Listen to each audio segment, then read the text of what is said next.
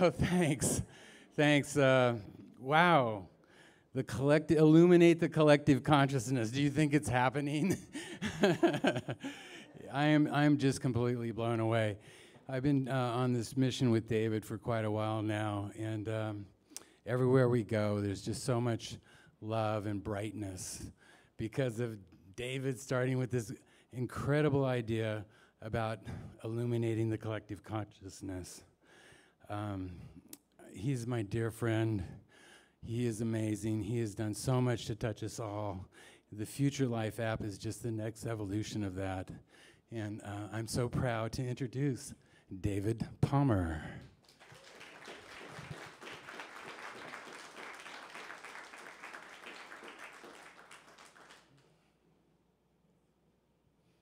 Thank you for those warm words, brother. Thank you to all of you for coming. I know it's always a big deal to come out to an event. It's like, especially in 2018, right? We're so used to it being so much easier on the computer. But it means a lot to me to be able to be human to human with you all, because the work that I do is always in front of a camera, but I like to do it in front of humans much more. And I feel like it's important when we talk about astrology, because astrology is, of course, one of the most taboo subjects in the world.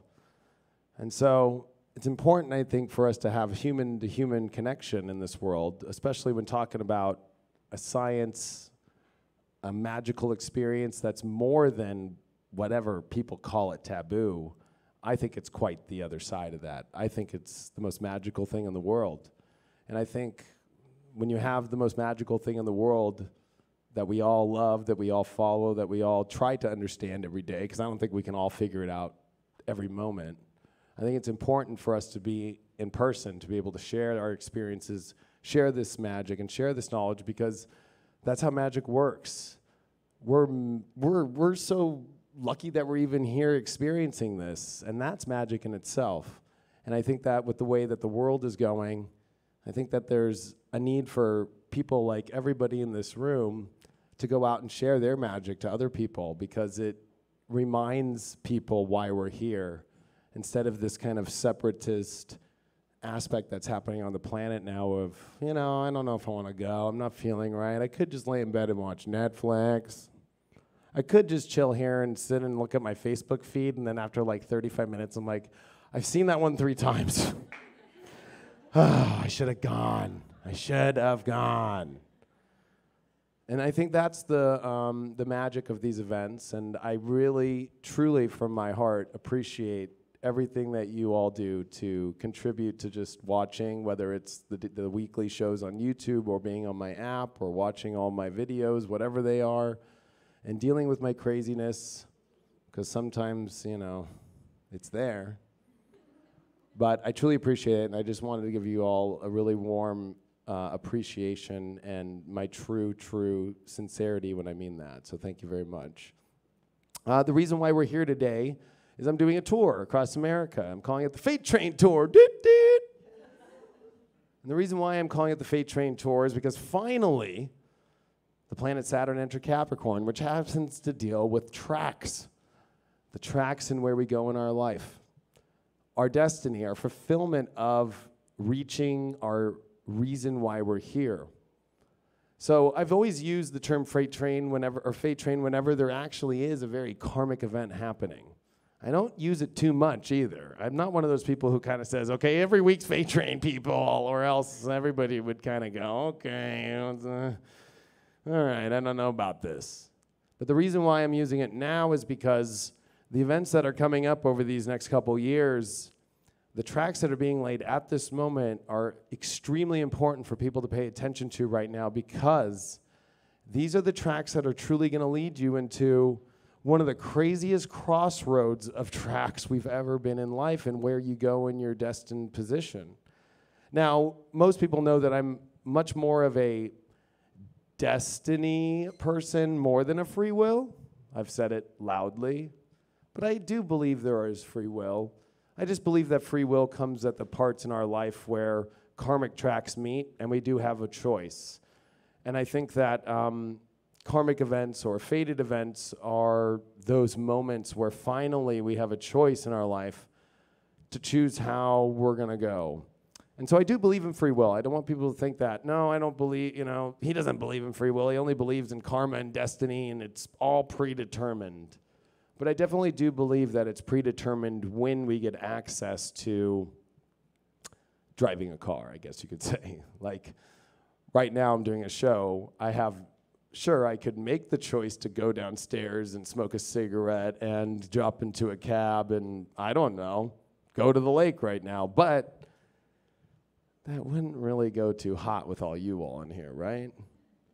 So free will is a really funny thing where no matter how much, I could choose to do that, there seems to be a force in the universe that is always constantly having us be put in positions where, no, I really can't go do that right now, if that makes sense. Even though we like to think that we can, the truth is that predetermined events in life are very predetermined. And I think that's exciting. I think a lot of people get scared about that. Like, oh, that's going to happen to me in my life, and this is going to affect me, and I don't want it to be bad. But I think every time we expect it to be bad, it's always much better than it is, And I think that predetermined events happen always for a reason, to bring us to a place in which we really, from a higher source, need to go. And so the reason why I did this tour is because each city I'm going to be talking about a different theme. So everybody didn't get the same spiel on every city. I did Denver about relationships, and I'll dive in for it for a second today to help. So I don't want everybody to feel like they got screwed out of that, because I know everybody wants to know about relationships. But I did this one about the future of astrology. And this isn't about the future of what chart to use or what to do, but really trying to understand, okay, astrology not only is a tool, but it also is the most necessary tool for what's coming up in the world. As I'm sure you can all feel that every day that keeps going by, things just keep getting more and more intense as far as how you feel through life, how you are aware of things all the time. And we are approaching what I would like to call, over this next 5 years, an extreme peak point. And we haven't even seen a peak point yet. And already it feels like the zit's about to pop, right? And it's like it still can get bigger. And I think that's what the future of astrology really is about, is realizing the way to hold on through life coming up in these extreme events is having a knowing. And knowing that at the same time, when we start to look forward into our future, that we can actually start to use this tool to help other people, to help the world understand what's going on. And I also think it is going to be a huge revolution of, a lot of people look at the revolution of what we had with becoming Americans, right? But I think that the new revolution of spiritual consciousness is consciousness. And I think astrology at itself is just the whole understanding of consciousness and the mirror reflection of these magical constellations that truly talk to us, that truly give us insight into what's going on, to allow us to mirror reflect and understand how we're going to make our life better, how we're going to make our world better. And I think that if we start to look at what's going on right now, we're at a really weird moment, because I don't want to say it's stalled, because it's no way stalled, but there's a moment here of, I know some heavy shit's about to go down, and I'm not talking about destruction of the world or anything, but I'm talking about inside of yourself making a major choice in where you really want to go. I mean, do you really want to live your life and not reach your do you want to reach your deathbed and go, fuck? I think regret to me is the biggest thing that I don't want to feel in my life. And I think that one thing that Capricorn brings is, if you don't follow Capricorn and you don't, follow its ways, you deal with regret.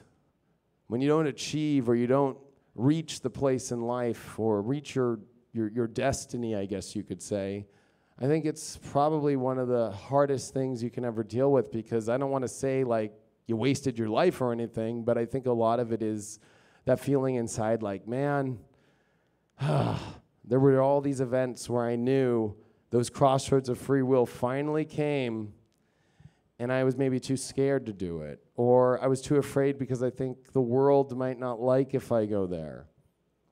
And I think when it comes to the future of where we're at right now, there's a percolating decision inside of us that's defining the real true essence of who we are, and it's a scary decision because people aren't going to like it. Maybe that's our own view, but you don't know if they're not going to like it or not unless you do it. And that's a lot because, of course, we are going through the nodal transits of Leo and Aquarius, which is the king and queen against their people, right? So when you have these two access points where the eclipses have been going on since 2017, and you actually start to look at the future of what's coming up, these are major decisions in 2018 about your life, because if you don't really love everything about what's going on and you succumb to, oh, well, maybe I should play by the way everybody else wants me to live life, or I should do it because if I do it, they might not like it, or their opinions, or whatever. It creates chaos in these next couple years when everything moves into Cancer Capricorn, which is all about, are you emotionally satisfied with where you went? The only way that we can get there is through truly being empowered of ourselves and not worrying about what everybody thinks and not worrying about how everybody is going to react. And unfortunately, we're living in a world where there's actually people who are doing this and people are not liking it. So everybody starts to jump on the train of, well, yeah, I shouldn't like that either. I shouldn't like that either. Instead of maybe actually looking at, well, they're following who they are. And I think what scares me about the future is this notion of, well, we all need to do it this way. But when you get into that playground, I remember when I was on the swings, I like to go all the way up to where I almost backflipped, you know, and it was fun to do that. And then I remember the people next to me who would be like, no, just push me, I'm okay, you know. But if everybody rode the swings the right way, somebody like me would be like, this is freaking boring. I don't even want to be here. And I think that's what's weird is the collective consciousness doesn't mean that we're all doing it the same way. It just means that we're all tapping into a beautiful world in our own expression, and we come together to make that unique expression. And what that does is, just like any piece of art, if you see the colors in the artwork, you're going to notice that each individual piece, I think wasn't it Van Gogh who just did this, or was it Monet, right? So Monet just did this, right? It's a lot like Monet. It's like, okay, this little color and this little bit is going to show, and when you look at the whole picture, you see the world. Now, if it was all just painting the wall white, which unfortunately is where we're kind of going in society right now, which scares me because we're going to kind of bring up some subjects about whether it's like, have you guys ever seen the movie THX 1138? Probably not. It's actually the first movie that George Lucas made before he got into Star Wars. Or if you guys ever seen the movie or read the book The Giver, right? About a society that's all about everybody being the same and wearing white, and everybody's got to do this, and everybody has to do that, and has to do this, and it should be this way because we got to protect the world, and when you get to that position, what happens? That's all it is. And when I look outside, I don't see that. Every moment that you look at your life, you're going to notice that every intricate picture that you are observing is different and unique and exciting because of its own power that it is. Whether it's the atom on these vents or the atom on this carpet, it has its own vibration. And that's what your astrology chart is that unique vibration. But the second that you get succumbed by, and I'm going to just start dropping bombs, all right? The dark force out there that is wanting you to not be that vibration, because it's much easier to control a white wall than a world full of crazy everything everywhere.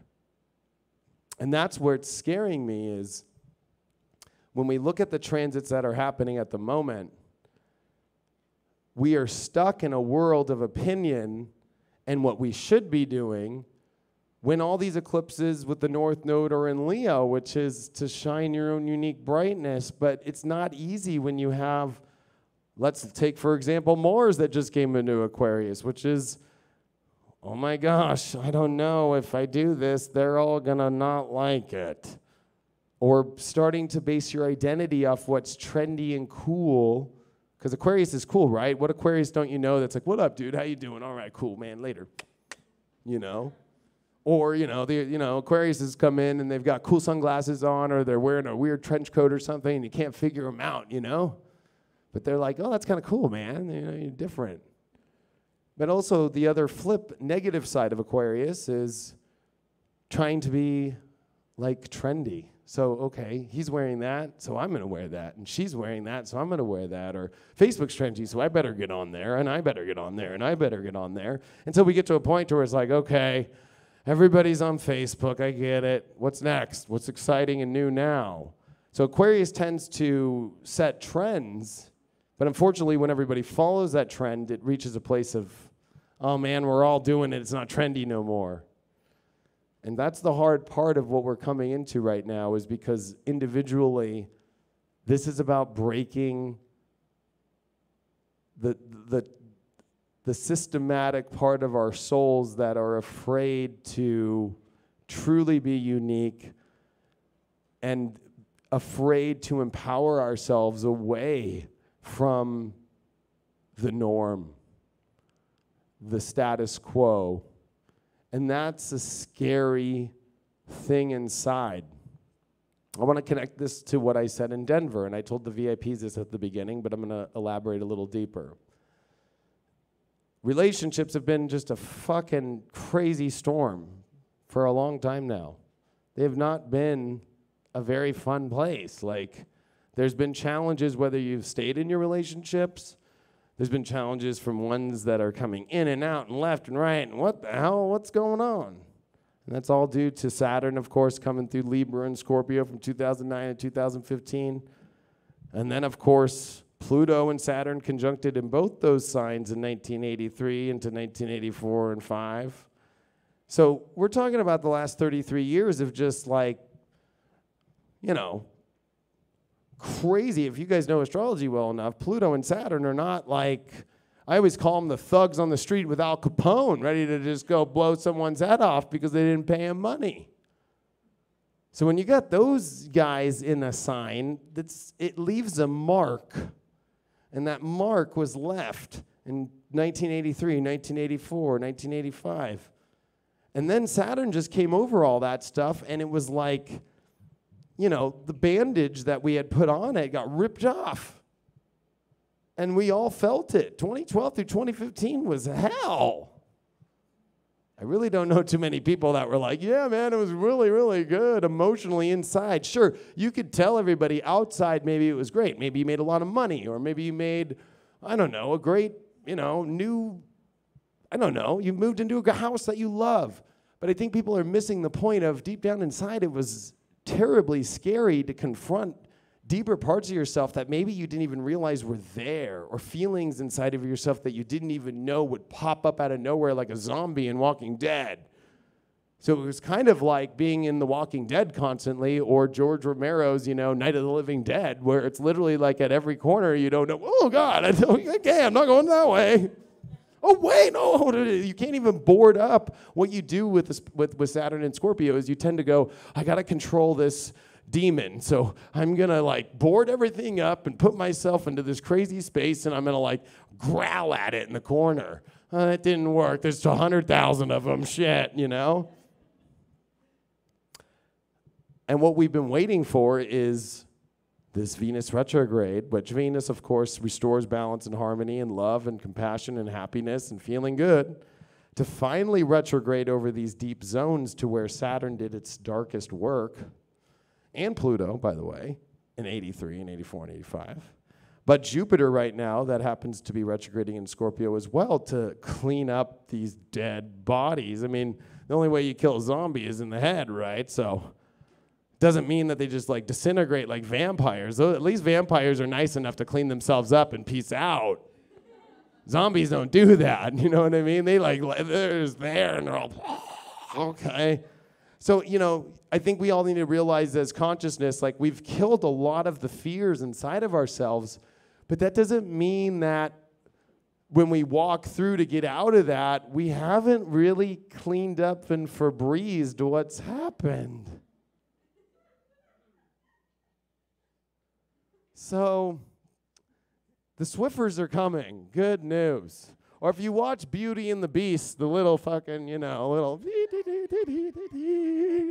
That's Jupiter and Venus, right? They love to have a good time. And I don't know how those little, you know, it's like Chip and all them and Beauty and the Beast. They're so excited to make food for the, you know, the Beast. Like, woo, we're making food. It's exciting. And it's like, oh my gosh, like, come on. Like, you're cleaning up a fucking mess. That doesn't sound fun. I'm a Leo, though, so, you know, that doesn't sound fun to me. But, you know, maybe a Virgo would be the party of a century, right? It'd be like, yeah, we're cleaning the whole house. Unlimited Swiffers. But that's what's going on coming here at the end of this year. So the good news is, as you're going through life right now and you're getting ready for this future, which we're going to talk about, there is a very deep cleanup finally coming. And this is all good news. Because all those zombies and all that shit and all those fears and all those things inside where we go, man, I really am this person. Because what is Scorpio? It is your true, authentic, deep self that you're too secret to even say. You know, it's kind of like, I'm very open, of course. It'd be just like kind of, you know, and you walk on the street and you're like, damn, it's a nice ass. But you don't say it out loud, right? My wife and I are cool. She'll be like, oh, yeah, that guy's got a nice ass. I'll be like, oh, cool, you know. And she knows, oh, yeah, she's hot. So, you know, but we're cool like that, you know. But for some people, that might be like, oh, that's not foreseen territory. Don't go there. So there's parts of ourselves that really feel a different way than with the way that we're really showing the world still, because there's so many dead bodies there, and there's so much crazy energy there, that when it comes to our relationships, it's also the point that's coming at the end of this year, which is going to go, oh my God, I really have to really show who I really am. The fangs have to be shown, you know. I really have to take off my underwear and bend over so you can see that weird thing that's right there. I've been trying to hide it all the time. I used to go on dating apps before I met my wife, and I could tell right away on Tinder. I'm like, oh, look at that shirt and the way they're doing it. They're just trying to hide. They're not trying to. They're trying to hide this, or they're trying to angle this so they don't see that something's weird about them. They're not afraid of who they are. They're afraid of loving that true essence of self. And what's coming up here is the resurgence of parts of yourself that you had to kind of put away to get through hell. And so when you do that, you kind of push away anything that you really are or that you really desire or anything to just get the fuck through it, if that makes sense. But what does that mean? That means that all the parts of ourselves that at once, or I like to say, like, it's kind of weird because, and I'm blunt and honest, I quit cigarettes for 5 years, and I just started 7 weeks ago. And people have been coming up to me like, what the fuck are you smoking for, dude? I'm at the races 3 weeks ago, and I just got off the jet ski. And you know, it's like everybody's like, and I'm like, give me a cigarette, you know? I'm kind of like that guy, you know? And it's like, you know, there's a part of me that desires that, and I want to experience that. I want to feel that. That's just who I am. Whether people like it or not, I don't give a fuck, because I enjoy it. But there's parts of us that are going to bubble up desire. Remember, Scorpio is taboo. It's everything from, right, smokes to, you know, sexual desires to pornography to everything that is pushed away in our society is like, oh, I don't know about that. And inside, all that is resurging up like Michael Jackson in Thriller. and ready to dance, but are you willing to bring that back in your life? Of really living who that is?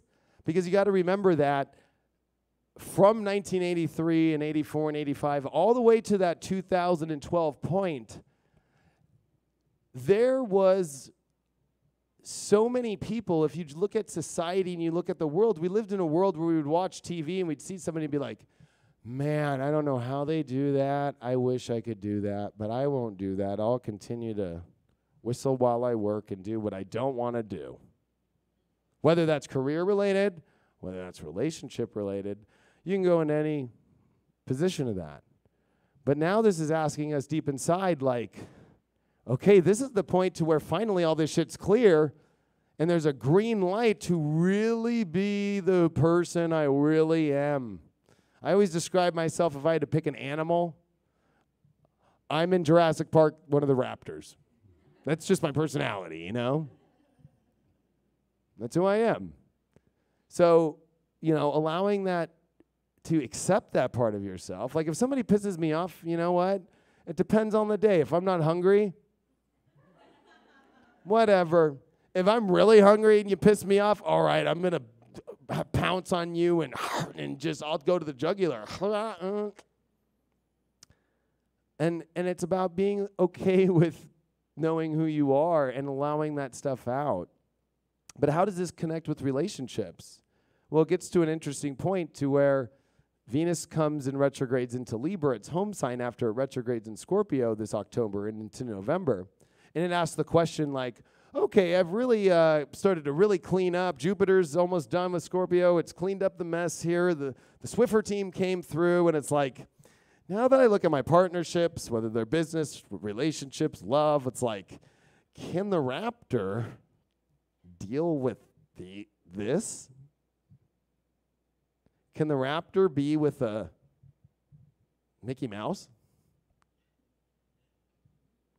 Those are the questions that are going to come up as we have to honor in ourselves our true selves now. And that's a scary thing, because when it comes to your true self, it's very easy to kind of pass that one by like, oh, I'm living my true self. It makes me happy. I'm doing this. And it's like, no. You really doing it? There's so many things in life that we do where we really want to do it, but we worry about, oh, well, what would my wife think about that if I did that today? Or what would my parents think about if I did that today? Or what would the people at work think if I did that? Or what would my parents think if I went to this thing? Or there's so many things that come up about our ability to not be real fully. And a lot of that comes outside of just our personal relationships, but with Neptune and Pisces, which is really an interesting aspect, it's the media which is pushing a subliminal message of how to live constantly and how it should look, how it should be, you know.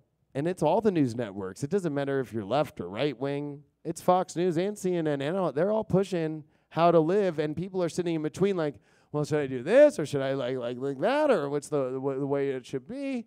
And then everybody's actually in a confused state of what's acceptable, what's not acceptable. And that's the scary part, because Mars retrogrades in Aquarius before this Venus retrograde. We're in a year where Mars and Venus retrograde. It's very rare.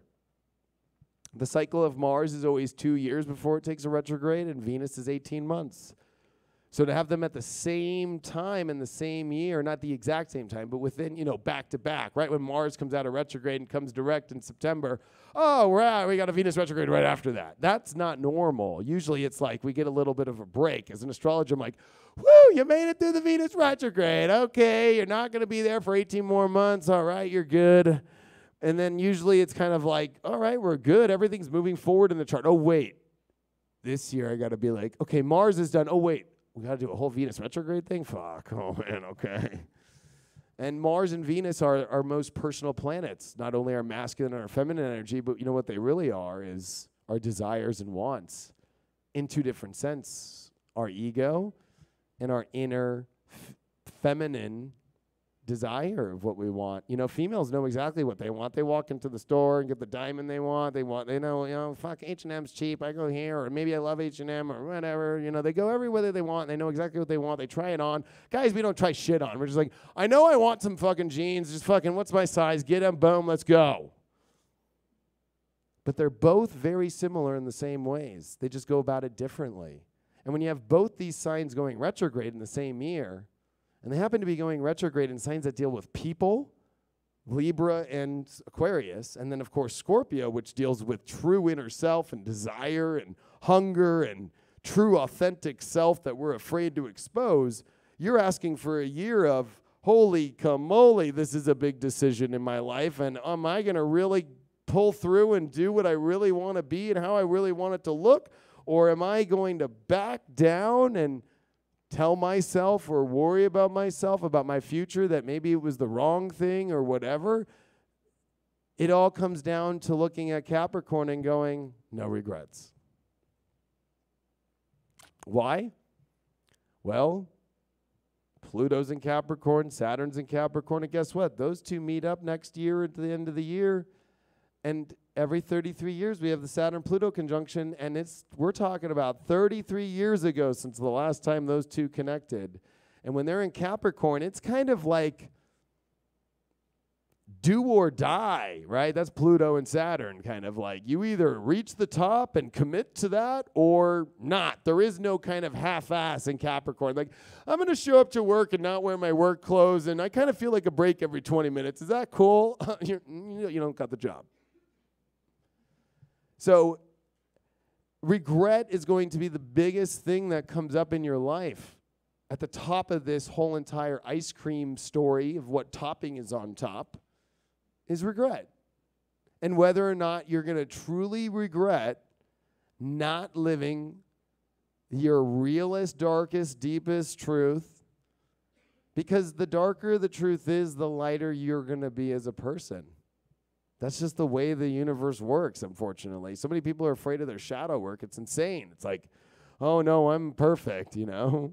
Like, let's just use the church, for example. Everybody's in white and everybody's perfect, but behind the scenes, you know, little boys are not having a good time. And I don't mean to take that one lightly, but that's what happens when you don't face your darkness and you only stay in your light constantly and you're not honest about your true self and you don't come out and, you know, say, I like little boys, I have a problem. Please, somebody help me, you know? Because in that darkness, sure, I've picked out the things maybe we like, but that also highlights in shadow work the sides of yourself you know that maybe it's time to put those things down to make your life better. And so shadow work is a very difficult thing because the 2010s has been nothing but fucking shadow work. I've called it, I did a presentation in November called, what was it called? I do so many. It was called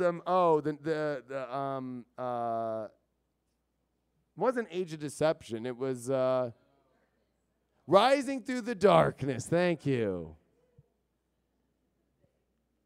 And what does rising through the darkness mean? Well, it has been a dark period this last 8 years or more. I would go 9.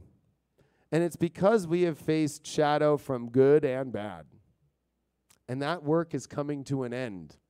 And when shadow work comes to an end, it becomes the most extreme, but it also hits you from behind when you're really not paying attention to it, if that makes sense, because you feel like it's over.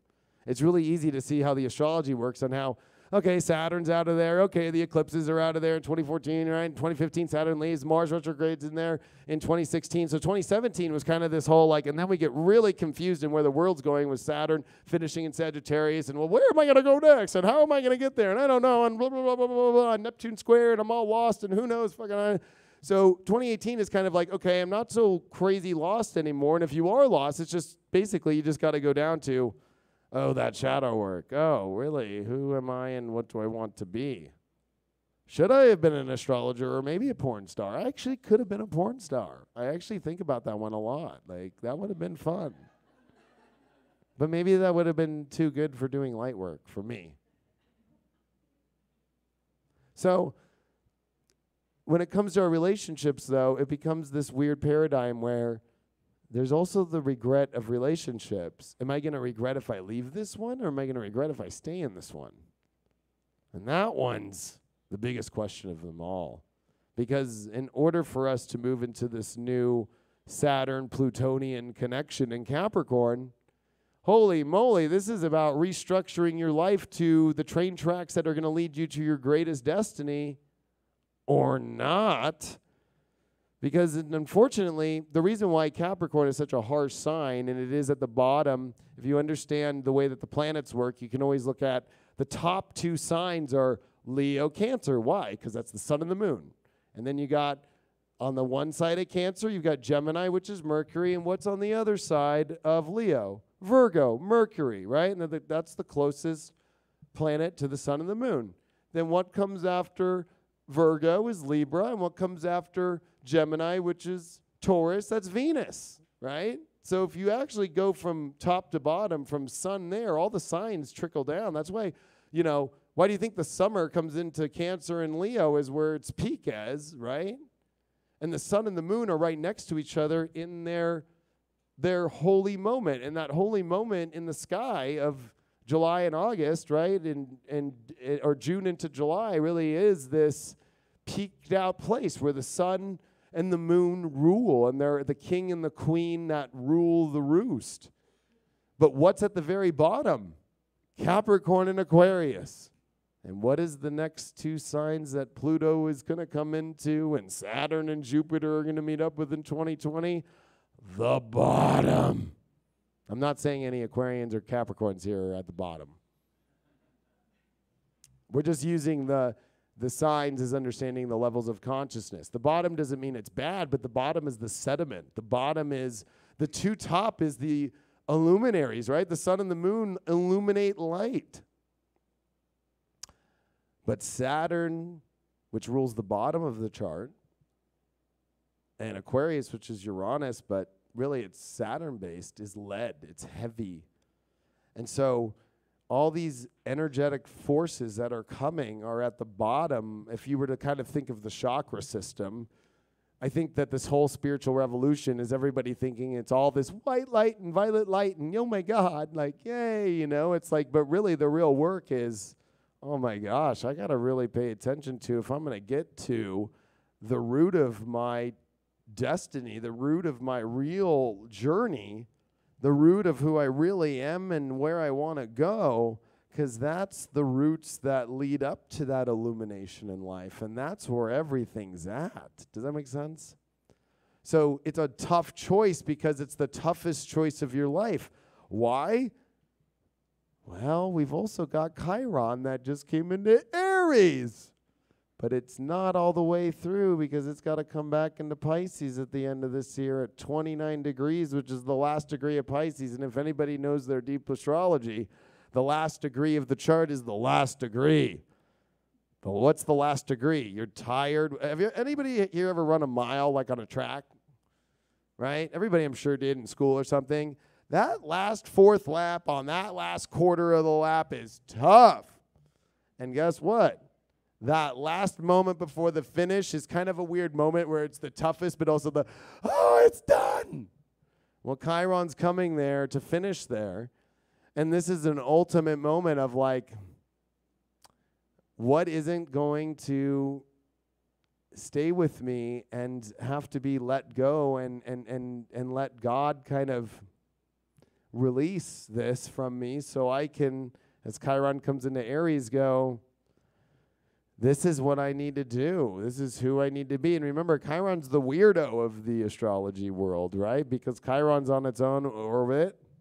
And Chiron, whether you call it an asteroid or whatever, it tried to be a planet, but it didn't make it. It's deformed. I always call it the deformed baby in space, and I get a lot of shit for that one.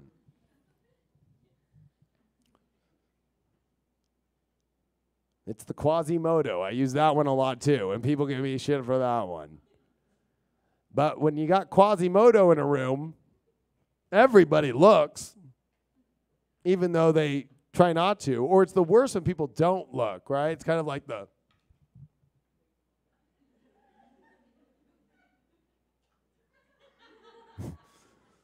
Hey, did you say hi to Quasi?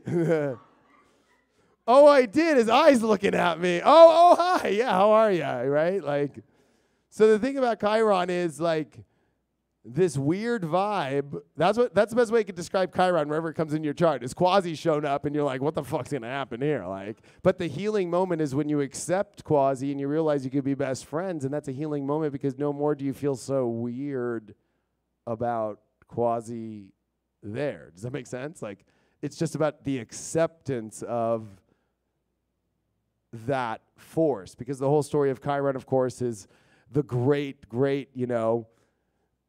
this great, energy of what is immortal that becomes mortal. It's like, that's the hard part is, Chiron gets hit with an arrow that actually is not meant for him. It's from his own family. Like, oops, I missed. Sorry. And it's got that that mortal poison in it. Didn't mean to hit you, bro. Have a nice mortal life now. You're not part of the immortal family anymore. Sorry. Imagine how Chiron felt sitting there with a wound in it. And going, oh, I'm going from immortal to mortal? Oh, this is going to be great. But somehow Chiron continued to deal with the situation and actually got more enlightenment and got more out of it than an immortal just living an immortal life. So when Chiron's at the last degrees of Pisces and at the first degree of the zodiac of Aries, it's just like if you look in astrology at the 12th house, right? The last degree of the 12th house, right before it crosses your rising sign, it's that same moment of any planet, whether it's Saturn or Jupiter or anything. It's kind of like, oh, this is hell, and then I'm out of there. Well, guess what? We all this year have that still going. On top of what I brought up with the Venus aspect, on top of all that shit, it's all about, oh my God, am I really going to do this? Or am I really going to do what I want, even though it's going to be a weird situation? Because Chiron always brings up weird situations. And Uranus is coming back from Taurus into Aries, which is, of course, a weird situation that your ego really wants. And it's going to be complicated and weird, but you're genius enough to figure it out. It just might look weird, right? Good examples of this kind of energy would be like I don't know. Let's try and find the best example of somebody right now that I would use is Jim Carrey. Jim Carrey was the funniest guy on TV, on movies. He was so popular. Everybody loved him. And then he went all bearded out, trying to be spiritual, but almost kind of creepy spiritual when you look at him now. He's kind of like, and I'm nothing, and da-da-da-da-da. It's like, what happened to the dude, Not saying it's bad or anything. I'm just saying people go from like that to that during these transits, because it's like maybe that's who he really was, and he was afraid to be that, and he was living it through thinking that that personality of him was, who knows, what he thought, but maybe that's not what he really wanted to be, which he's been coming out and saying lately, is that he never liked that. So all of us are going through a point here where it's like, am I going to really do this? And it's a weird situation to do what I really want. It's complicated. It's going to feel like I'm an outcast, or it might feel like I'm a rebel, or it might feel like I'm a rogue general. Going to go switch from the north to the south. Should happen in Neptune and Pisces too. The general we really wanted on the north and ended up going in the south. It was like, what the hell? You're really going there? And that's going to be the weird stuff, is this year, at the end of the year, brings up that equation. Are you ready to do that, or are you going to just not? And then I think the regret of Saturn and Pluto and Capricorn and the South Node and the eclipses, and oh boy, if you guys look at 2019, it is a weird one. It's also in Chinese the year of the pig. The dog is the last chance to kind of get out of the room, if that makes sense, because then you're stuck in the stables with, Charlotte's Web and the pig.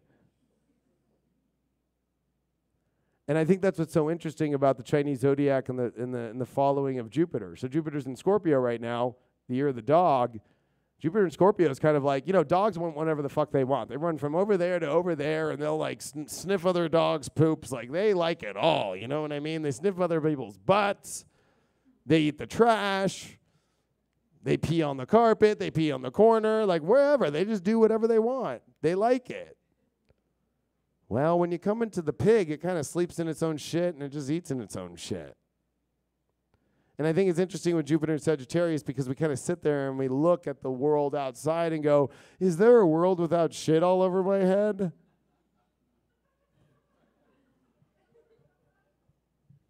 If we connect Western astrology with Chinese. And I'm kind of one to always drop moments of like, you better do this now or look at the consequences after. And all I'm trying to say is that for the future of astrology, knowing your astrology through what's coming is the biggest either regret or accomplishment of your life.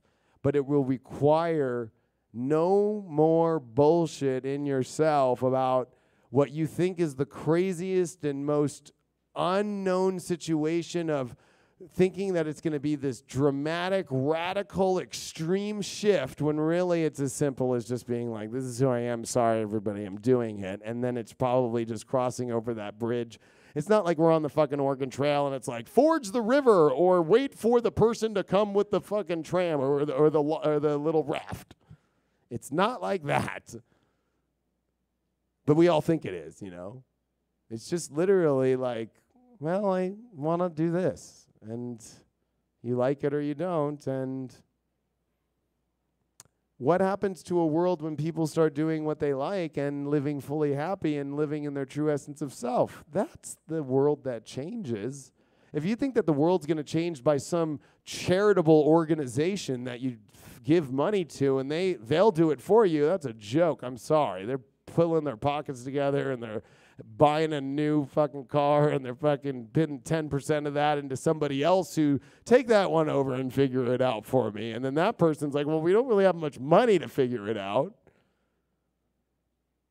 That's the whole funny part of South Node in Aquarius is the world's not going to figure itself out by everybody doing something or everybody trying to do it the way that we want to or the world wants to. It really is about self-empowerment of finally living in your true authentic self at this moment and not having any fucking regrets at all and whether you're going to do it or not. Like, that's basically what 2018 is in a nutshell.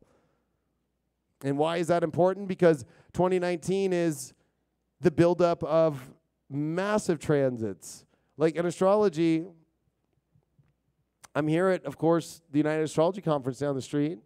And down the street, it's like, you can talk to any astrologer. Like, Saturn Pluto next year is like, holy cow, this is a big one, right? Everybody's kind of going, oh, okay, because that's a 33-year conjunction. Not as big as Pluto-Uranus like we had in the 60s, right? Not like that, but still. Because it's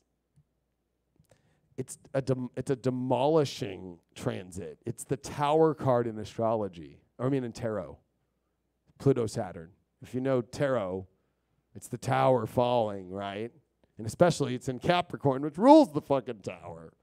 So it's like the whole world is going to change so much and be rebuilt.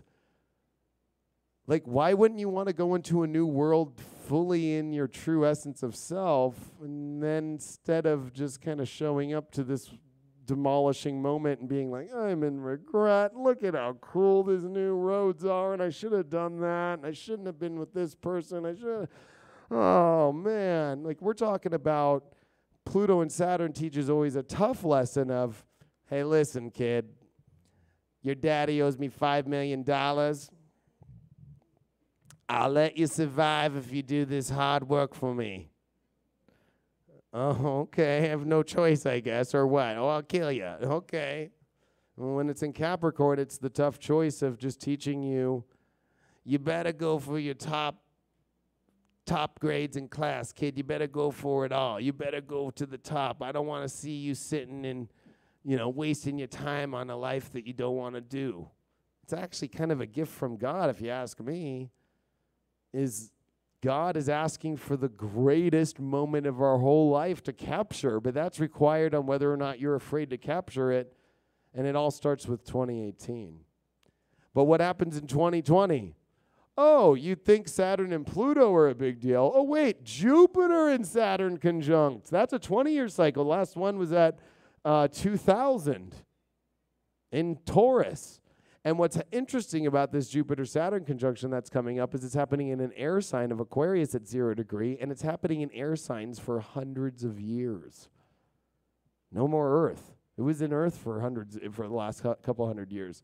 Now this Jupiter-Saturn's in air, which is freedom, which is expression, which is not being stuck to this kind of physical ideology of how, you need to be a certain way, where air signs are like, look what's around that corner. How does it smell? Let's go check it out. And Jupiter in Aquarius and Saturn in Aquarius is all about rebellion and breakthroughs into a world that's going to revolutionize and reinvent itself. And unfortunately, I think when that door opens, if you're living in regret, it's a lot like being the last person on the spaceship to this really cool place, and unfortunately, they're handing you a ticket that you're going to this planet. And it's like, oh man, like I don't want to go to that planet or whatever, but you would put yourself in the position to where you kind of allowed yourself to not be in your greatest self, not be living in who you want to be, not be reaching for the life that you want. It doesn't matter what age you are, because the number one complaint I get is, I'm too old, I'm 64, and it's like, oh man, did you ever watch George Washington and see what he did? I always say that one first. Georgie? I mean, all those guys, sorry to say, age was not a factor to revolutionizing and changing and creating something that they knew deep inside of themselves was right and true and following it. It's no coincidence that the same alignments of all this build up to the Declaration of Independence is happening right now as we speak during these next 2 years. This is exactly where they were having those talks, where Pluto is right now. So are you going to... Did you know that, and I learned this from a great guy named William, I forgot his last name, he's on my Facebook, so I'll give him credit, he's an astrologer, I talked to him the other night, he's like, did you know that in the American Revolution that only 19% of the people participated, the other 80% just sat around and waited on their farms and said, well, go fight them and figure it out, I don't care if I'm British or fucking American, you just figure it out. Unfortunately, when we look at the world, and including in my YouTube stats, it's always that like 80 or 85% to 15% or 20% that does it or wants to go, or that we could say are awake or conscious. I bet you if we go down the street right now and we bring up something about, consciousness or spirituality or something, I bet you 80% of the people would be like, huh? 20% would be like, oh, yeah, I've heard about that. Yeah, I follow, Wayne Dyer. He was a cool guy or whatever, you know what I mean? So with this kind of 20 percentile aspect or 19%, it's like, the excuse that I'm too old, or the excuse that, I can't because blah, blah, blah, is all just you going into the 80 percentile of, well, there's just too many reasons why I don't want to live a great life in my truth, and I just want to wait here and watch TV and wait for my Social Security check and just fucking waste the rest of it, just sit here and just hopefully something happens. It's like, no, Capricorn, unfortunately, is a direct sign that deals with action. It's a cardinal sign. You have to choose a hard path, but there's a achievement at the end. In school, unfortunately, before we got all weird, I'm just going to say it, when I was on baseball, we had to win the championship to get the first place trophy. And it was a battle. Some kids hit the tee better than I did, you know what I mean? So I had to learn to hit my tee ball better. That was back when tee ball still kept the score. And there was awards at the end. And there was an MVP. Now they don't even say MVP in school. It's like most... I forgot what they changed it to, but MVP is not allowed to be used in college anymore. I don't know if you guys know that. And I'm not trying to say that, because some people think oh, you just sound like a conservative or something. I'm like, no, I'm just stating some Capricorn stuff. it's not an easy road to go towards the greatest road, because guess what? It's going to be a challenge. It's going to be requiring you to get up and do it. And a lot of what Pluto and Saturn are asking is, for those that do it, will pay you. Because what does Pluto do? It gives things you receive. And Saturn gives awards. So the positive of Pluto and Saturn is the ultimate gift and reward that you could ever ask for in your life of achieving your highest achievement and destiny of your life. But if you choose not to do that work, you use any of the excuses, you use all this stuff, guess what? It literally does the opposite. Okay, well, you don't get shit. There's no award for you, sorry. You're not in kindergarten anymore. I can't tell you, it's a fair game and tie game, everybody. Go home and get your Capri Suns. That's not Capricorn, that's Cancer, right? Family, keep it all safe. And why do we bring up Cancer? Because all this stuff is opposing Cancer. So when you have a bunch of planets opposing a sign, the energy in which we actually kind of really want is Cancer. We want it to be easy. We want it to have a nice cocktail on the beach with nice music and just be like, serve me and, relax and chill out. And, the crab likes to chill. Have you ever noticed people with a lot of fourth house, especially the sun in the fourth house, a lot of Cancer energy? It's like, were you on your laptop in bed again? You probably were. Where somebody like me is like at a desk. I've got a lot of 10th house, right? Like, I'm on my computer at a desk. What are you doing in bed? Okay. And unfortunately, we want Cancer. We want this easier road, this emotionally safe road, this comfortable road. But Capricorn is a mountain climber, a mystical goat. Why is it mystical? How the hell did it get up the fucking mountain? And then, right? That's how it did it. That's a fucking mystical goat. If you don't ask me, I don't know what it's smoking, but how did it figure out to do this? And that's the problem, is that the world, and if you actually pay attention to your consciousness, you're looking for that easier road. There is no easy road through these transits during it, because the easiest road is just saying, I'm going to do it, and I'm going to go on that road that I really want to. And yeah, it might be tough, but actually, the universe will be paying me through the whole way. So it's a lot like Monopoly, kind of like, you will get $200 every time you pass go, every time you keep going around if you're staying on that track. God's not going to fuck you. God's going to keep giving you 200. You'll make it through, even if you get to Boardwalk and go bankrupt. One step away, you have $1, boom, 200. But for those that choose not to take it, every time they come around and pass go, it usually ends up in jail. And I'm not speaking literally, although it is funny that the sign that rules, like being in your jail, is Saturn. Like a lot of people think it's Neptune in the 12th house. That's kind of more of like your own spiritual jail, in my opinion. But the actual jail of bars and iron is Capricorn, because it rules iron. So I think the big question is, for the future of astrology, is, do we use astrology to put ourselves in jail, or do we choose the greatest life ever?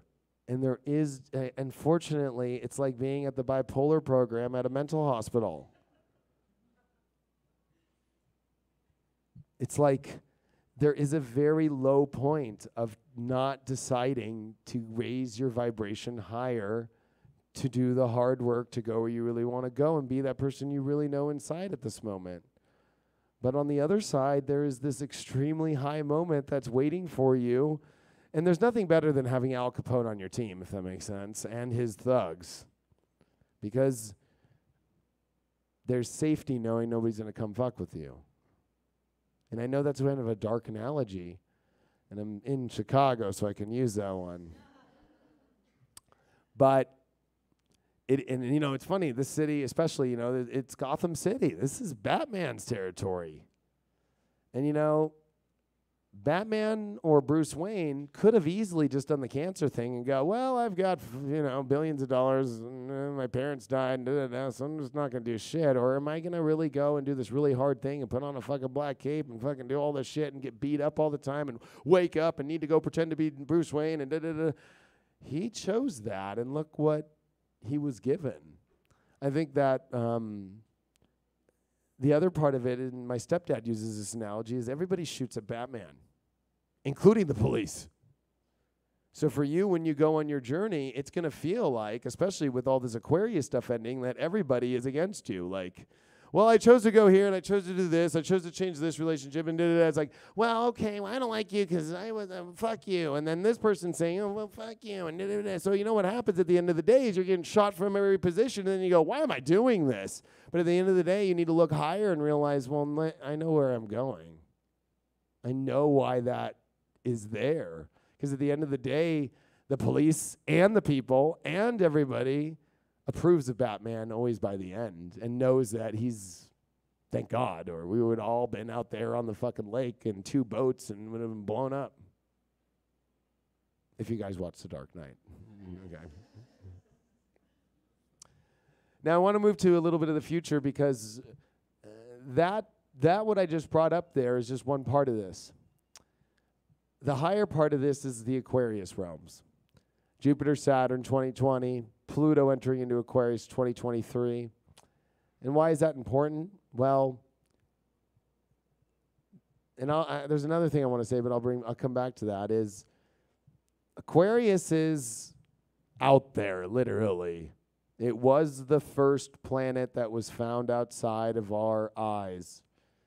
And so when it comes to the awareness of consciousness, it wasn't until the 1700s of when we found Uranus that we actually started to think about intricate new things, trinkets, Benjamin Franklin with weird glasses doing weird, hidden, crazy, different stuff, testing for electricity, coming up with the ideas for it.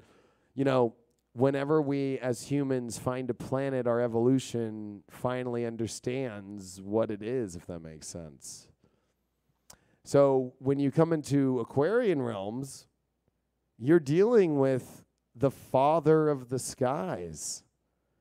Uranus is the father of Saturn, which Saturn is next door, ruled by Capricorn, right? Kronos.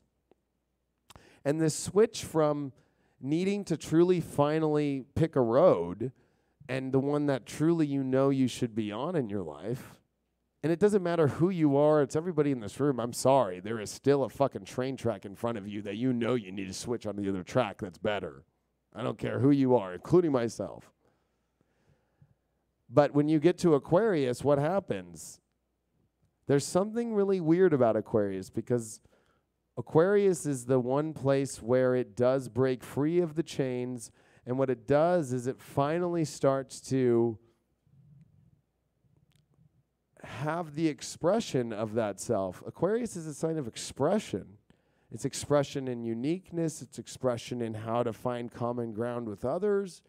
How can you find common ground with the world if you're really not truly who you are? And when I really mean truly who you are, when you're really living a life that you regret, it's very hard to connect with people who are living their life and who they really are and really love, because when somebody with living in regret all the time, it's kind of like, okay, Debbie Downer Sue over here, like, what are we going to do with her, And unfortunately, the world that is coming up is asking for an empowered, individualized collective opposed to, okay, it'll all be saved, Some politician will fix this, or some, organizational group will take care of it for us. I'm just going to be part of that 80%. And Aquarius also, unfortunately, when it is the ruler of the skies and the heavens, it is the elevator to heaven. Because the whole part of Uranus, or the story of Uranus, is about learning how to rise higher. So if you ever notice with anything dealing with Aquarius is when Aquarius comes into the situation, they always find a better way to do it. It's kind of like, what are you doing? And and there's always no coincidence when sirens go off that this point is important, is when everything is not done at its highest ability, it really is not that great, right? Like, it's like you realize with Aquarius, like, it's nice that you have a phone with a dial, but wouldn't it be more fun to walk around with it wherever you want and check your voicemails and talk to people and chat with them? That's Uranus. Let's take this and make it better.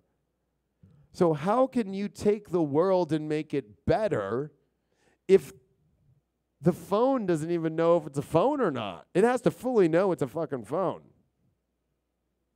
And what we're coming into is the dark forces, because the reason why there's so much dark force around is because when you're dealing with Saturn's energy and you're dealing with Pluto at this, you're always dealing with a control system. You're always dealing with a underground control system too, Pluto.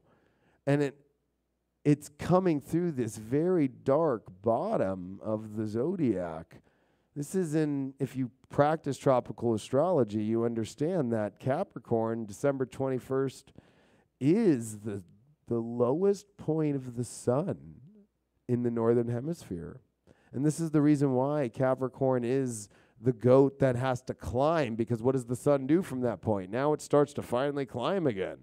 And why do you think Sagittarius is the last sign before the winter? Because you better stay really positive, because shit's about to go down all the way. Oh, look at it. It's a blessing that there's Christmas trees outside. It's cold.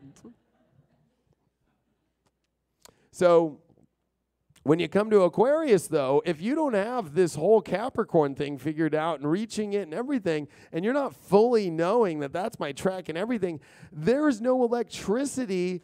Like a good example would be the trains, like when you were a kid with electric tracks. If you don't connect all the tracks all the way, the electricity is going to have a thing that's missing, and you're not going to. It's not going to go. It might go all there, but then it will stop.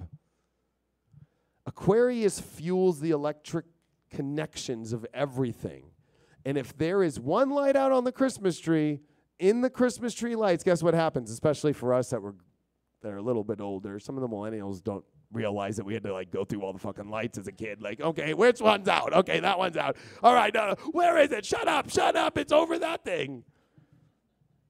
That's the problem, is when all this Aquarius comes in, where you fragmented into, oh, I didn't decide to take that path, and I didn't want to do that, and this is what I really wanted to do, and this is who I really wanted to be in 2018, and I just didn't, I regret it, no, I was scared. Okay, well, here's your electricity, sir. Oh, well, I have some missing fucking light bulbs. Well, I don't know what to tell you, because what does Aquarius do? It's the water bearer. And so what does the water bearer do? Here's some water. Here's some water. Here's some water. What does she do? Can I have some more? No, because I only have enough to fill up everybody in the room. I don't have enough to go backwards. Why do you think Aquarius is always moving forward? They don't look back, because if you look back, then you don't have enough to give everybody else in the room. And the problem and what we see in the media and society and everything that's coming up is, guess what? There really is not enough to go around for everybody if everybody is always asking for more because they don't know how to do it themselves or figure it out on their own. And that's the hardest part that's coming in the astrology. And as a non-biased person to look at this from a political view, I don't think any side is right, because I think what's going to happen is it's going to be the realization of like, oh shit, like, no, there isn't going to just be some magical new bill that can come out that's just going to like save everybody and give them enough. There isn't enough for that. There isn't enough unless everybody's kind of figuring it out in their own self-empowerment and knowing how to deal with it on their own, because the government, whether it's the Republicans or the Democrats, aren't going to be there to show up to do it for you, including Republicans, right? They're going to cut everything and cut all the everything to where it's like, sorry. Charities aren't taxable no more. No. We got to save to have enough to just keep this around to control and save. And then Democrats are going to be at a point to where it's like, well, like, oh, we want to help you, but I'm sorry, there's just not enough. So that's what's scary about this, because if we drop the bomb, and I'm going to drop a deeper bomb in this presentation, but the big bomb is the government. And it's the government in which is going to realize, holy shit, both ways aren't going to equal where it's going to be good for the people. There is not going to be a way that's going to work for either side. And there is going to be a major clash. The last time we had Neptune and Pisces was the Civil War. And it was the buildup of the Civil War that was about, of course, slavery, and also people not agreeing on an issue, which was a very, very horrid issue that needed to definitely be cleared up. But what are the issues now that are coming up? I think a lot of them aren't known yet. And that was a different time, you know. It was not Pluto in Capricorn. It wasn't about our government and how it should be run. I said at the beginning of this program, whether it is a republic or a democracy, knowing just my U.S. history, I remember that this is a republic. It's interesting that I see on the news everybody calling it a democracy, which is actually the next form up after a republic. And that's the good question, especially with gun violence today, or some of the issues that are up for consideration is, in the astrology, is it going to be a democracy now, where it's a little bit more like there are a little bit more rules to this and giving away a little bit of freedom in order to protect people? Because that's actually more what a democracy is. Or is it going to be a true republic where it's a little bit more free and individual states figure it all out and that's just the way it is, you know? And you keep these laws that are there and that's just the way it is, and some shit's going to suck with freedom. You know, I like to use the example, if you really had true free will, what would you do? You would only think about things here on earth. Well, maybe I'd go buy a new car, or maybe I would go do a new house, or maybe I would if I had full free will of anything. People don't even realize that you were only picking things that are based off a reality that has been predetermined in your computerized, it's not maybe a computer, but I'm trying to give the example of you're only loaded with the programs and the way that the operating system of life is. You don't even know what other operating systems look like. You don't even know what other programs look like. So if it's really free will, you'd be able to go anywhere in the universe at any time and understand things that aren't even not in this reality, if that makes sense. And the reason why I say that is that's what Aquarius is going to be, is the popping open to new possible realities, whether that's alien life or whether that's understanding that maybe there is other programs and operating systems of how the reality is. But when it comes to governments and politics in America, especially because it's hitting America the hardest out of any country in the world, is America going to continue to stick from its roots, or is it going to completely change to a whole entire new governmental way of running? And when that happens, do you think there's going to be a divide in the country where half the people go, no, I want to keep the republic and I want to keep the way that the Constitution was? Or do you think people are going to fucking freak out when they go, no, we're getting rid of these amendments, or we're going to stop this, and we're going to do a new thing, and we're going to try this, and it's going to protect people and everything? You know that will break up the country more than ever. Doesn't matter what side you're on. These are the things that are coming up in our astrology, unfortunately.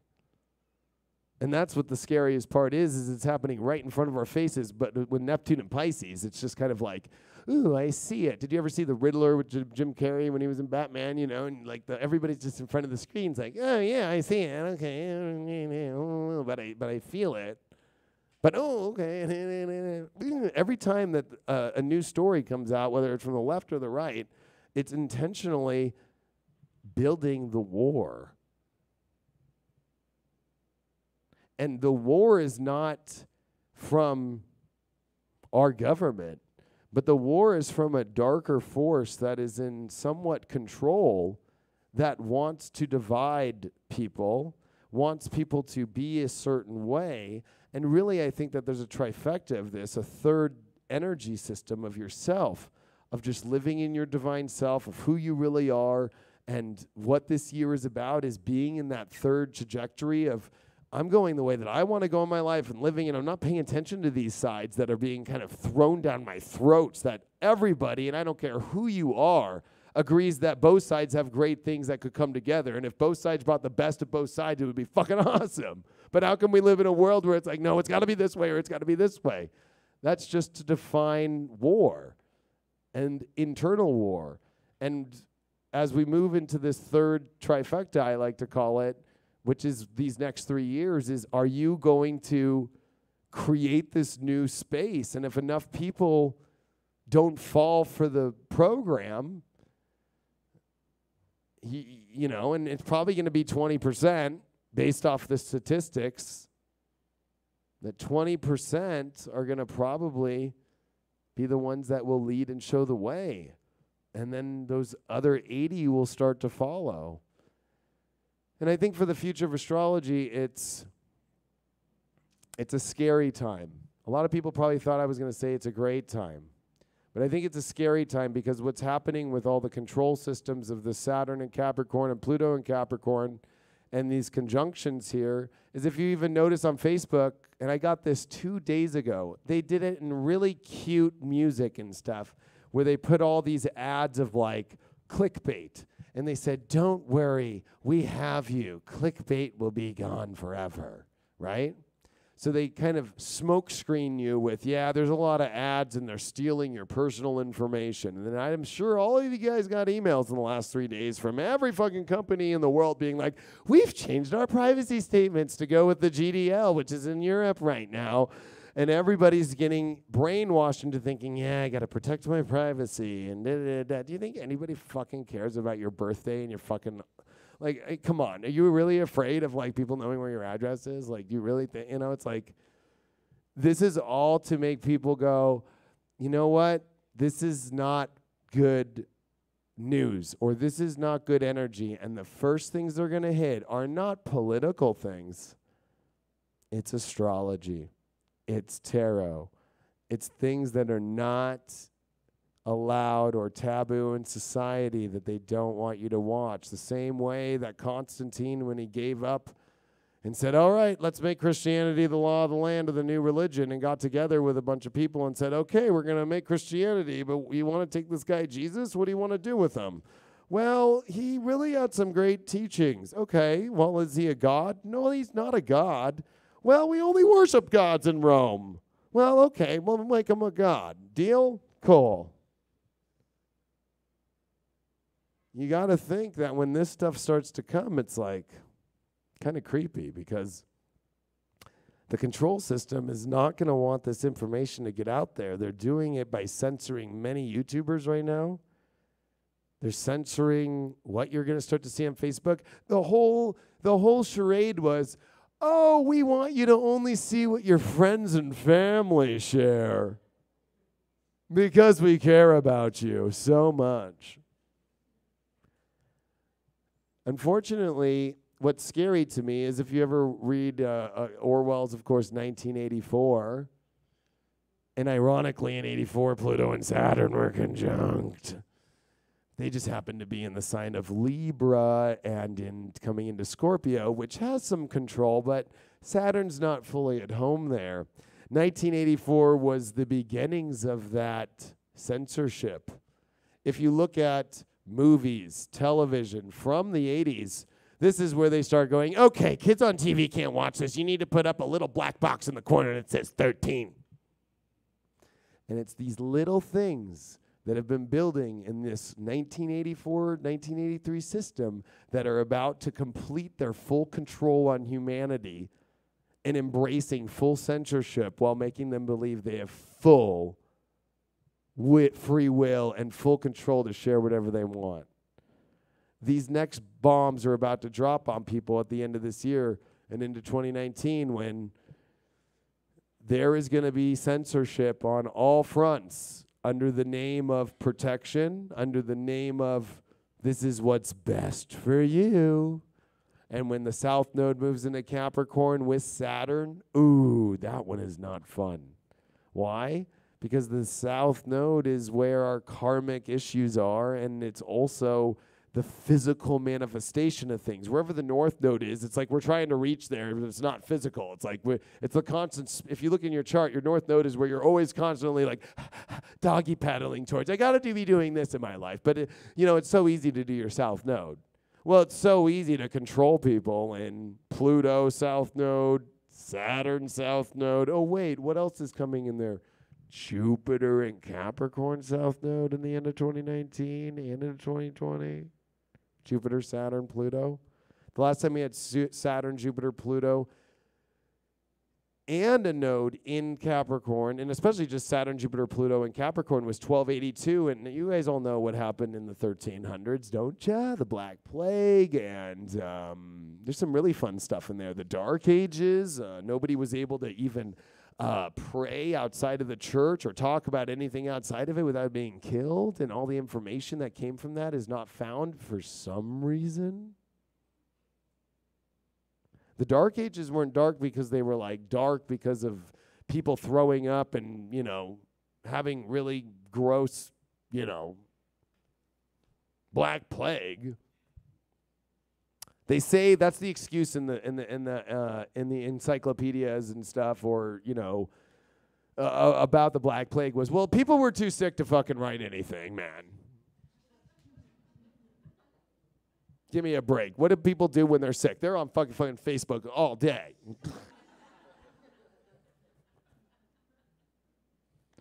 So there was massive censorship from the transits that came in 1282 that cabolted at that time.